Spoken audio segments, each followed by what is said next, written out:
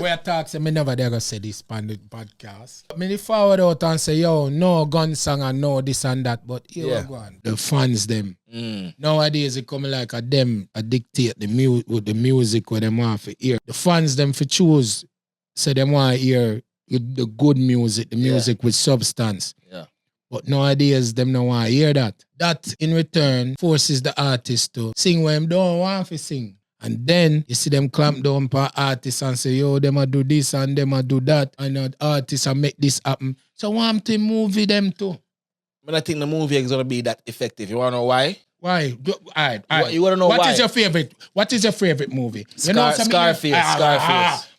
Me see an artist say it. What? Me see an artist say it. Mm-hmm. Them ask him what his favorite movie is. I'm say Scarface. Why? Mm-hmm. Why? For the cinematography. No, it's not for the cinematography. It's because of the gangster thing and